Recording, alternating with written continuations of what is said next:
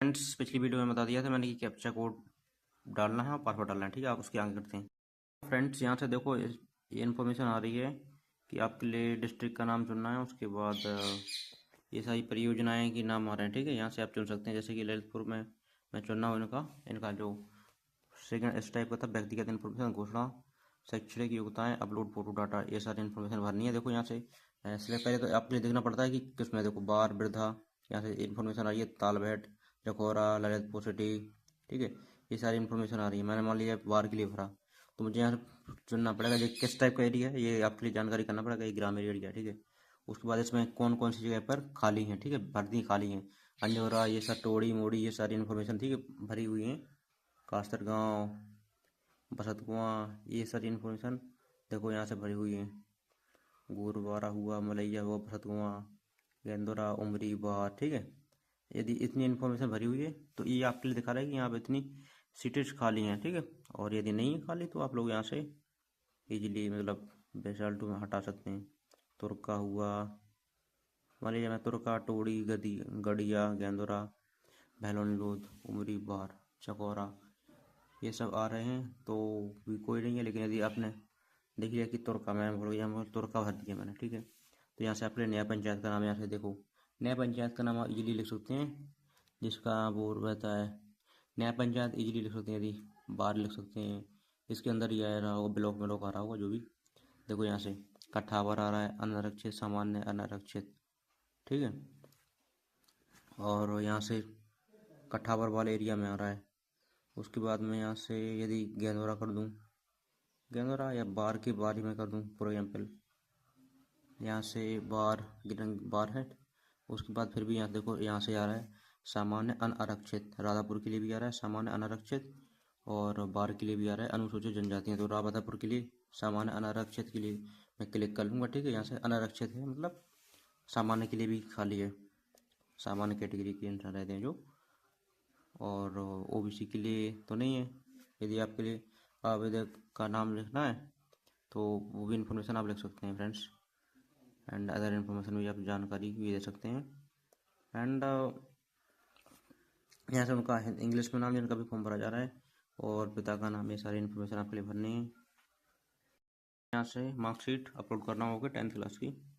तो जैसे ही अपलोड हो जाती है यहाँ से मुझे आगे कर देना है, ठीक है। ये सारी इन्फॉर्मेशन भरने के बाद यहाँ से 3D चूज़ करनी है, देखो जिसमें भी आप पाते हैं अनुसूचित जनजाति, अनारक्षित, अनपिछड़ा वर्ग, ये सारी इन्फॉर्मेशन भरने के बाद आपके लिए आगे प्रोसीड करना है।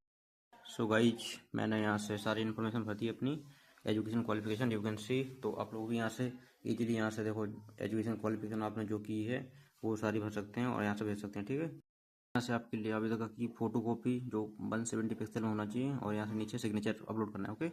एंड फ्रेंड्स ये सारी इन्फॉर्मेशन भरने के बाद आपके लिए यहाँ से अपलोड फोटो होने के बाद सारी घोषणा पत्र करने के बाद यहाँ से अगला कर देना है, ठीक है। जैसे आप अगले के लिए प्रोसीड करते हैं तो आपके लिए देखो फॉर्म का पूरा सबमिशन हो जाएगा, और कुछ इस टाइप का दिखने के लिए मिल जाएगा। देखो जैसे कि मेरे इसमें दिख रहा है, ठीक है, ये इन्फॉर्मेशन दिख रही है, ये सारी इन्फॉर्मेशन दिख रही है ना। तो इस टाइप की मतलब मेरा कहने का मतलब है कि ग्रेजुएशन लेवल की ये सब प्रिंट आप लोग कर सकते हैं, सेव कर सकते हैं उसके लिए, ठीक है। और यहाँ से ये प्रिंट का ऑप्शन आ जाएगा, यहाँ से जैसे ही आप फॉर्म पेमेंट करने के उसके बाद अगला, ठीक है, प्रिंट कर लिया अपना फॉर्म, उसके बाद अगला पर क्लिक करना है, ठीक है। कैंसिल करने एक बार चेक कर लेना है भाई कि आपने जो भी एप्लीकेशन किया है, अन्न पिछड़ा वर्ग से किया है या फिर सामान्य से किया है, और कहाँ पर किया है, ठीक। आंगनबाड़ी की सहायता के लिए किसके लिए किया है, ये सब इन्फॉर्मेशन चेक करने के बाद यहाँ से ऑप्शन आता है कि कन्फर्मेशन करें, ठीक है। उसके बाद ही आपके लिए यहाँ से कन्फर्मेशन करना है, ठीक है। ये क्या आप चाहते हैं समझ, तो इसके बाद लेट्स सी कन्फर्मेशन।